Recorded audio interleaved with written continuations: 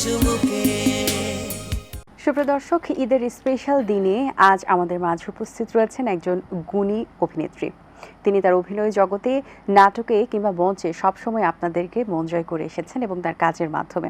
আজ আমাদের মাঝে উপস্থিত রয়েছেন জনপ্রিয় অভিনেত্রী ফারজানা ছবি। শুভ সকাল আপু, ঈদ মোবারক, কেমন আছেন? শুভ সকাল, ঈদ মোবারক, ভালো আছি। আচ্ছা, ঈদেরই দিনে এবং ঈদেরই সময়টাতে, যেহেতু এবার কুরবানি ঈদ, তো একটু জানতে চাই আপনার কুরবানি ঈদটা কিভাবে কাটে?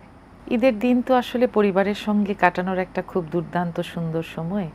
আমার সকালে ঘুম থেকে উঠে আমি আমার সন্তান, আমার স্বামী, পরিবারের সবাইকে নিয়ে আসলে ঈদের নামাজে যাই।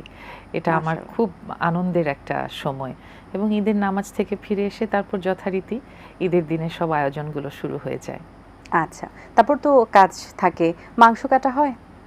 আমার হয় কি যে ঈদের দিনে এই যে কাটাকাটিটা, এটা আমি খুব সহজভাবে নিতে পারি না। আমার কাছে একটু অস্বস্তি হয় দেখতে, কিন্তু রান্না তো করতেই হয় পরিবারের জন্যে, এবং যা রান্নার জন্য যে আয়োজন বা প্রস্তুতি তা তো অবশ্যই করি। মাংস তো রান্না করছেনই, পাশাপাশি আর কি কি ধরনের রান্না করা হয়? আবদার থাকে কি, ফ্যামিলির আবদার কি থাকে আপনার কাছে? আমার পরিবারের সবাই আমার রান্না খুব পছন্দ করে, এটা আমার কাছে খুবই ইন্টারেস্টিং লাগে। আমি কিন্তু এত ভালো রান্না জানতাম না, বিয়ের পর থেকেই আমার রান্নার করবার শুরু, কিন্তু দেখি সবাই খুব পছন্দ করে, ভালোবেসে আমার রান্না খায়, আবার প্রশংসা করে।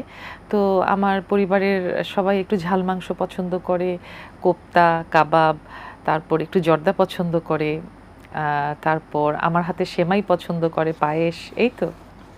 ছোটবেলার ঈদ এবং বড়বেলার ঈদ তো অনেক পার্থক্য, তারপর স্পেসিফিক কোন জিনিসগুলো মিস করা হয়?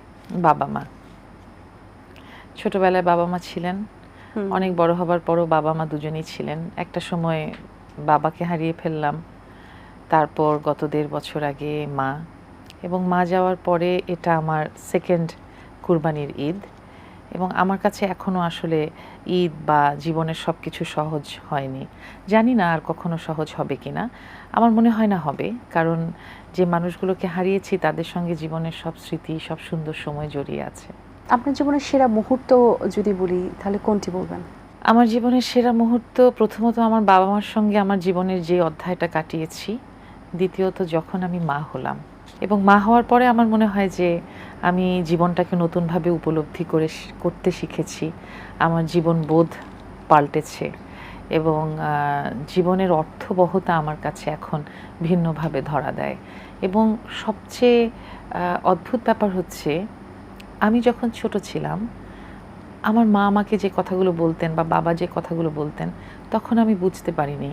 আর এখন যখন আমি মা হয়েছি, এখন আমি তাদের কথাগুলো বুঝতে পারি এবং তাদের কথার ইতিবাচকতা আমি অনুভব করি। কিন্তু এখন যে সেটা আমি অনুভব করছি, সেই উপলব্ধিটা বলবার জন্যে বা জানানোর জন্যে তারা আর নেই। এবার একটু আপনার কর্মজীবনের কথা জানতে চাই, শুরুটা কিভাবে হয়েছিল? কর্মজীবনে শুরু তো আমার আব্দুল্লাহ মামুন স্যারের নাটক দিয়ে, চিঠি দিয়ে, এরপরে আতিকুল হক চৌধুরী স্যারের অনেকগুলো কাজ করেছি, তারপর আমজাদ হোসেন, সুভাষ দত্ত, তাদের প্রত্যেকের কাছে শেখার সুযোগ হয়েছে, এবং একই সাথে আমি দারুণ সব সহকর্মীদের পেয়েছি। আমি যখন খুব ছোট ছিলাম তখন বিপাশা আপা, মিমি আপা, শমি আপা, তাদের সঙ্গে কাজ করেছি। তখন আমি শিশু শিল্পী ছিলাম, কিন্তু প্রত্যেক শিল্পীর জীবনে ওরিয়েন্টেশনটা খুব ইম্পর্ট্যান্ট, এবং আমার ওরিয়েন্টেশনটা তাদের মাধ্যমে হয়েছে, তাদের সঙ্গে হয়েছে, এবং সেই শুরুটা আজীবন আমার জীবনে বা আমার শিল্পী জীবনে একটা প্রভাব রেখেছে। সেই সাথে প্রতিটা মুহূর্তে আমার বাবা মা আমাকে গাইড করেছেন, বিশেষ করে আমার মা সবসময় সঙ্গে থেকেছেন। এবং যদি এখন বর্তমান কাজের কথা বলি, আমার রোজার ঈদে প্রেশার কুকার এই সিনেমাটি রিলিজ হলো রায়হান রাফির, এবং এবার কোরবানির ঈদে আমার অনেক বিশ্বাসের নির্মাণে রিলিজ হলো শিরোনাম। আর আরেকটি নতুন ছবি আসছে, সেটাও রায়হান রাফির, আন্ধার। এছাড়া আমার একটা মাইক্রো ড্রামা সিরিজ চলছে, সিলভার সাদিয়া, যেটা নির্মাণ এবং নাটকের একটা ভিন্ন ধারা নিয়ে আসবে বলে আমি আশা করছি। বাহ, চমৎকার চমৎকার কাজ করছেন এবং উপহার দিচ্ছেন আমাদেরকে। এবার একটু প্রেশার কুকার সিনেমা নিয়ে একটু কথা বলতে চাই। বক্স অফিস তো বেশ মানে খুবই দুর্দান্তভাবে ফাটাচ্ছেন, এবং যদি সিনেমা হলে দেখা যায় যে টিকিটই পাওয়া যাচ্ছে না এরকম অবস্থা, এবং সবাই খুব প্রশংসা করেছেন প্রেশার কুকার। ভিন্ন আঙ্গিকে একটা নতুন, যেটা আমরা দেখি যে হিরো হিরোইন থাকবে, লাভ হবে, বৃষ্টি হবে, প্রেম হবে, ধাক্কা খাওয়া হবে, সব কিছু মিলিয়ে, বাট এখানে সেরকম না, পুরোটা ব্যতিক্রম। এবং প্রত্যেকের চরিত্র, যে চরিত্রটা আপনি অভিনয় করেছেন সেটাকে ফুটিয়ে তোলার জন্য আপনার কি পূর্ব কোনো প্রস্তুতি ছিল? আসলে আমি যখন যে চরিত্রে অভিনয় করি আমার চেষ্টা থাকে আমার সেই অভিনয়ের জার্নিটা যেন রিয়েলিটিকে ছুঁতে পারে, একদম বাস্তবতার কাছাকাছি যাবার চেষ্টা করি এবং সেই চেষ্টার জন্যে সেই চরিত্রের মানুষটি হয়ে ওঠার জন্যে যত ধরনের প্রচেষ্টা প্রয়োজন বা যত দূর ডেডিকেশন দরকার আমি সেটা করি। এবং সবচেয়ে বড় কথা, আমি খুব পরিশ্রমী একজন অভিনয় শিল্পী। আমি অধিকাংশ সময় যে চরিত্রগুলো পাই সেখানে আমি নিজের অভিনয় সত্তা কিংবা আমার মেধাকে আমার মনে হয় না যে আমি শতভাগ ইমপ্লিমেন্ট করতে পারি। এবং আমি চাই যে আমি ঘাম ঝরিয়ে একটি চরিত্রের জন্য তৈরি হব, একটি চরিত্রের জার্নিটা করব এবং চরিত্রটি হয়ে উঠব ধীরে ধীরে। এমনকি আমি মাঝে মাঝে এটা আশা করি, যেটা কখনো কখনো হয়, আমার একটি চরিত্রের অভিনয় শেষ হলেও বা সেই কাজটির নির্মাণ শেষ হলেও আমি সেই চরিত্রের ভেতর থেকে বেরোতে পারি না। আমার মনে হয় যে সেখানেই আমার সফলতা। এটা ঠিক। এবং আরেকটি কথা আপনি দারুণ বলেছেন যে এখন আসলে নির্মাণ শৈলী পাল্টে গেছে, গল্প বলার ধরন পাল্টে গেছে এবং একটা সময় যেমন শুধুমাত্র একটি দুটি চরিত্রের মাঝে আমাদের নাটক সিনেমাগুলো সীমাবদ্ধ থাকতো, জীবনের গল্প বলা হতো না, এখন সেই ধারাটা পাল্টে গেছে এবং গল্প নির্মাণ সব কিছুর সঙ্গে সঙ্গে টেকনোলজি পাল্টেছে এবং আমাদের অভিনয়ের ধরনটাও পাল্টেছে। একদম। এবং সেটা যদি আমরা যে রোজার ঈদের কথাটাও দেখি, সেখানে পরপর 5 থেকে 6টা মুভি রিলিজ পেয়েছে এবং 6টা 6 ধরনের মুভি এবং প্রত্যেকটি ছবিতে আপনি দেখবেন যে চরিত্র নির্ভর, গল্প নির্ভর। আমরা এক একটা জীবনে যে মানুষগুলো ছড়িয়ে ছিটিয়ে আছে তারা প্রত্যেকেরই কিন্তু ভিন্ন ভিন্ন ক্রাইসিস আছে এবং আমাদের চারপাশের যে মানুষগুলোকে দেখছেন তাদের জীবনের গল্পগুলো যদি সত্যিকার অর্থে আমরা পর্দায় ফুটিয়ে তুলতে পারি তাহলে কিন্তু দারুণ সব গল্প আমরা দর্শকদের উপহার দিতে পারবো। আপনার তো অনেক চরিত্র রয়েছে যে চরিত্রগুলো দর্শকদের চোখে লেগে আছে এবং দর্শকরা সেই চরিত্র দিয়ে আপনাকে আইডেন্টিফাই খুব সহজেই করতে পারে। তো এমন কোনো চরিত্র আছে যেটা আপনার মনেও দাগ কেটেছে এবং সেই চরিত্রটা নিয়ে এখন আপনি ভাবেন বা ওই ধরনের চরিত্র আপনি খুঁজছেন এখনো যে আবার করবেন? আমি সাধারণত একটি চরিত্র রিপিট করি না। যে চরিত্রে একবার অভিনয় করি পরবর্তীতে চাই যে ভিন্ন ভিন্ন চরিত্র আমার জন্য আসুক। আমার করা কাজগুলোর মধ্যে অজস্র চরিত্র আমার খুব প্রিয়। সীমানা পেরিয়ে শিউলি সাথী, ফ্রাইডের আমি একটা ছবি করেছিলাম রায়হান রাফির ফ্রাইডে, সেখানে যে চরিত্রটি দর্শক অনেক প্রশংসা করেছে, ভালোবেসেছে। এছাড়াও আরও অনেকগুলো কাজ আছে যেই কাজগুলো আমার এখনও মনে দাগ কেটে আছে। তবে আমি তো আসলে শিল্পী মানুষ, অভিনয়টা করতে চাই এবং অভিনয় করবার জন্যে আমি ভিন্ন ভিন্ন সব জীবনে আসলে ডুব দিতে চাই। আমার চারপাশে দেখা যে মানুষগুলো তাদের প্রত্যেকের জীবনে আমি ডুব দিয়ে তাদের জীবনগুলোকে আমি দর্শকের সামনে তুলে ধরতে চাই। আরেকটা ব্যাপার, আমি একজন অভিনয় শিল্পী হিসেবে আমার কিন্তু একটা সামাজিক দায়বদ্ধতা আছে। আমি শুধু আমার নিজের কথা ভাববো বা আমার স্টারডম নিয়ে চিন্তা করব সেটাই কিন্তু আমার দায়িত্ব নয় এবং তাতেই আমার দায়িত্বটা শেষ হয় না। আমাদের সমাজে সর্বস্তরের মানুষের যে ক্রাইসিস আছে, জীবনের টানাপোড়েন, সেগুলো যদি আমি অভিনয়ের মাধ্যমে তুলে ধরতে পারি তবেই আমি শিল্পী হিসেবে আমার কিছুটা হলেও দায়িত্ব করতে পারলাম বলে আমি মনে করব। বাহ! এখন তো নতুন প্রজন্ম কাজ করছেন, নতুন প্রজন্ম যারা কাজ করছেন এবং আপনি অনেক সিনিয়রদের সাথে কাজ করেছেন, নতুনদের সাথেও কাজ করছেন। আপনার কাছ থেকে তারা শিখছে, আপনি আপনার সিনিয়রদের কাছ থেকে শিখেছেন। তো নতুনদের মধ্যে সম্ভাবনা কেমন দেখছেন? তাদের মধ্যে কাজ শেখার আগ্রহ বা যে জিনিসগুলো আপনাদের মধ্যে ছিল আপনারা চান তাদের মধ্যেও থাকুক, সেই ব্যাপারগুলো কি তাদের মধ্যে আছে কিনা? তাদের শেখার আগ্রহ বা তারা কতটা শিখছে আমাদের কাছ থেকে, তার চেয়ে আমি বলবো আমি তাদের কাছ থেকে শিখি। আমি যেমন আমার সিনিয়রদের কাছ থেকে শিখেছি, জেনেছি, আমি ঠিক এখন যাদের সঙ্গে কাজ করি তাদের কাছ থেকে আমি প্রতি মুহূর্তে কিন্তু শিখি। আমি তাদেরকে অবজার্ভ করি তারা কোন ক্যারেক্টারটাকে কিভাবে প্লে করছে।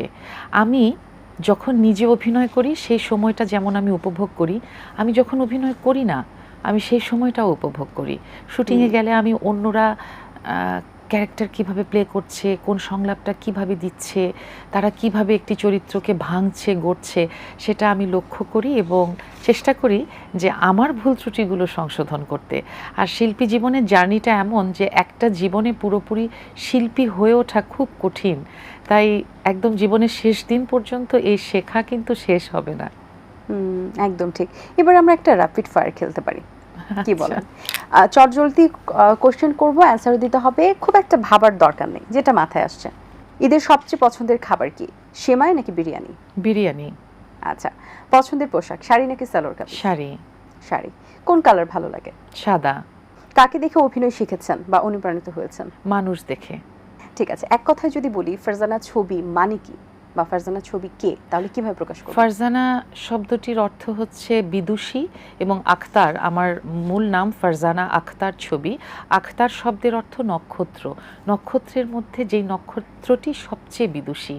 আপনার নিজের তিনটি যদি বলি, ভালো গুণ তো আমরা ফাইন্ড আউট করব, খারাপ যদি তিনটা গুণ বলতে বলি তাহলে কি কি বলবেন? হঠাৎ করে খুব রেগে যাই, সে সময় আমার হিতাহিত জ্ঞানটা থাকে না, এটা একটা।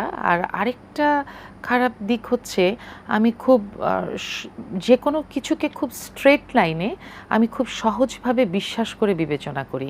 আচ্ছা, আমার কাছে মনে হয় যে আমাকে কেউ মিথ্যে বলছে না, তাই আমার এখন মনে হয় যে একটু বিবেচনা বোধটা থাকাটা জরুরি ছিল। আরও খারাপ অনেক দিক আছে, তিনটার মধ্যে সীমাবদ্ধ না। আমি খুব একটা ইনস্ট্যান্টেনিয়াস না, আমি ইনস্ট্যান্ট উত্তর দিতে পারি না যে কোনো কিছুর। এবং সবচেয়ে যেটা আমার নিজের কাছে নিজের প্রতি একটা অভিযোগ আছে, আমি আমার মেধার সর্বোচ্চ ইমপ্লিমেন্টেশনটা করতে পারিনি এখনো। এবার যদি ভালো গুণ বলতে বলি? আমি ভালো গুণও কিন্তু এই খারাপ গুণগুলোর সাথে খুবই সম্পৃক্ত।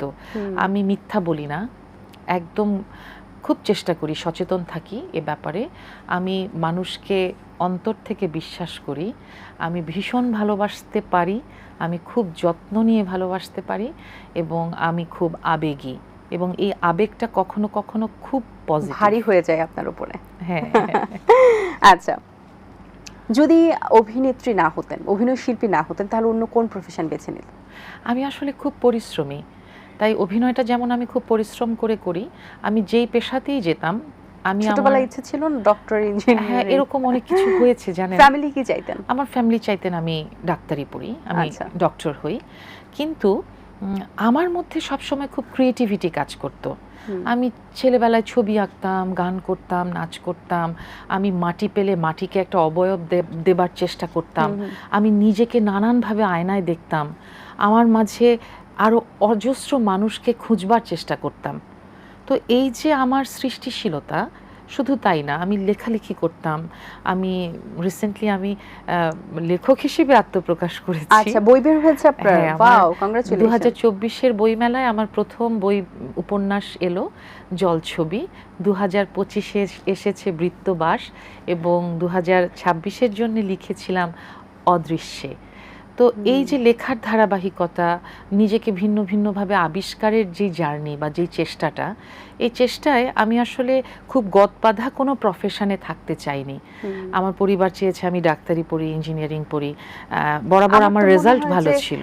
অভিনয়ের পারপাসে এসে ডাক্তার, ইঞ্জিনিয়ার সবই হয়েছে কিনা? একদম তাই, কারণ হচ্ছে যে অভিনয় এমন একটা মাধ্যম আমাদের শিল্পের, যে এই অভিনয়ে যিনি করেন তিনি আসলে একটা জীবনে অনেকগুলো জীবনের স্বাদ পেয়ে যান। একদম। আচ্ছা, আমরা কিন্তু জানি যে আপনি অনেক ভালো গানও করেন, আমরা কি আপনার কণ্ঠে একটা গান শুনবো?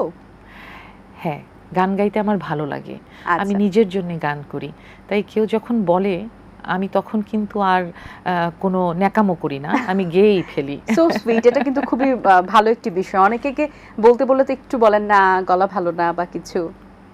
আমার স্বপন কিনতে পারে এমন আমি রে কই, আমার জল ছবিতে রং মেলাবে এমন আবির কই, আমার স্বপন কিনতে পারে।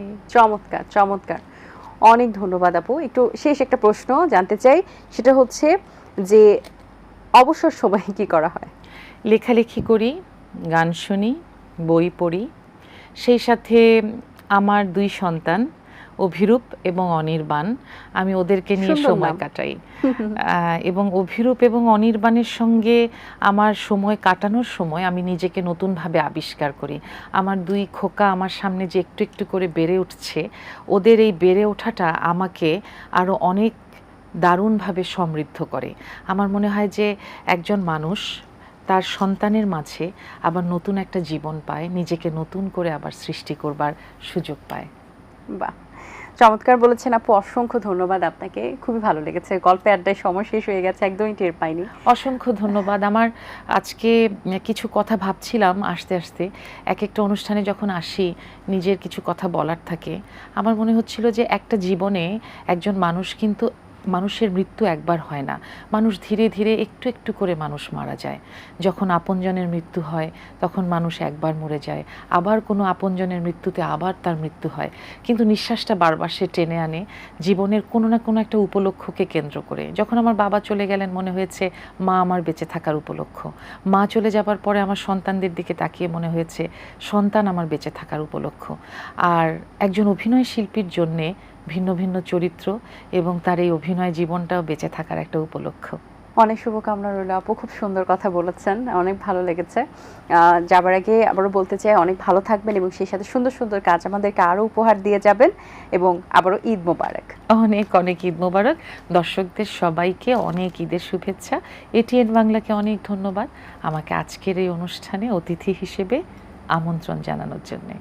দর্শক, আশা করছি আয়োজন ভালো লেগেছে। আজ এই পর্যন্তই, দেখা হবে আগামী পর্বে নতুন কারোর সঙ্গে। সেই পর্যন্ত ভালো থাকবেন, সুস্থ থাকবেন, এটিএন বাংলার সাথেই থাকবেন। সকলকে আল্লাহ হাফেজ। দিন আসে দিন যায়, সময়টা চলে যায়, তবু আছি এই বেশ ভালো।